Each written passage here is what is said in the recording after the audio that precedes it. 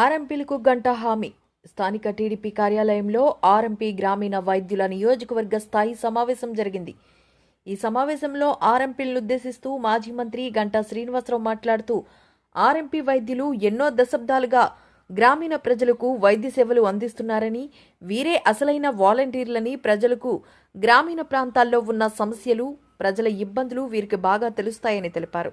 ఆర్ఎంపీలకు ఆగిపోయిన శిక్షణ కార్యక్రమాన్ని ప్రారంభించుటకు కృషి చేస్తానని, మరీ ముఖ్యంగా రాష్ట్రంలో ఉన్న ఆర్ఎంపీ వ్యవస్థకు ఒక మెడికల్ సెల్ను మన ప్రభుత్వం వచ్చిన 3 నెలల్లో సెల్ ఏర్పాటు చేయుటకు కృషి చేస్తానని తెలిపారు.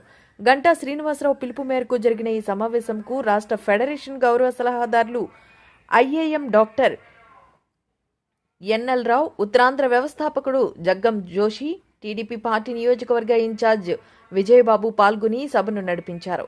డాక్టర్ రావు మాట్లాడుతూ, రాష్ట్రంలో మారుమూల ప్రాంతాల్లో ప్రజల నాడితో, వైద్యులుగా అనుభవంతో వైద్యం చేస్తూ జీవిస్తున్న వీరికి ప్రభుత్వం ఎంతవరకు గుర్తించకపోవడం దురదృష్టకరమని, ఎక్కడా లేని విధంగా మన రాష్ట్రంలో బలీయంగా ఉన్న ఆర్ఎంపీ వ్యవస్థను గుర్తించి వీరికొక వైద్య శిక్షణ ఇచ్చి పేద గ్రామీణ ప్రజలకు సేవలు అందించగలిగితే ఆరోగ్య ఆంధ్రప్రదేశ్గా తీర్చిదిద్దొచ్చని హితవు పలికారు.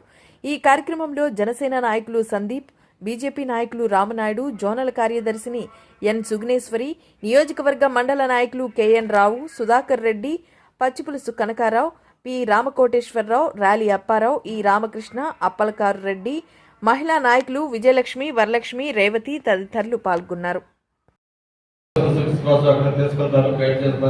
అటువంటి భరోసా భద్రత మీరు ఈ గ్రామీణ ప్రాంతాల్లో ప్రజలకు ఇస్తా ఉన్నారు.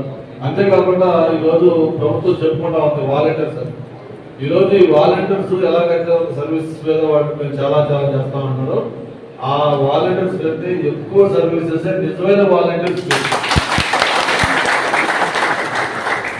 వాళ్ళు ఏమన్నా చెప్తే అవుతుందో తెలియదు, కానీ మీ ఇన్ఫ్లుయెన్స్ మాత్రం చాలా అమోఘంగా ఉంటుంది.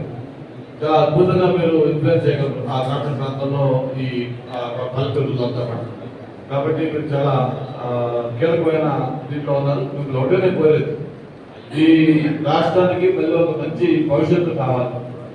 ఒక పాలన గాడి తప్పింది, మళ్ళీ ఇటువంటి గాడి తప్పిన రాష్ట్రానికి ఒక అనుభవం నాయకుడు మళ్ళీ నాయకత్వం అవసరం. అందుకే రాష్ట్రంలో ఎక్కడికి వెళ్ళినా కూడా స్పష్టంగా మార్పు కనిపిస్తూ ఉంది.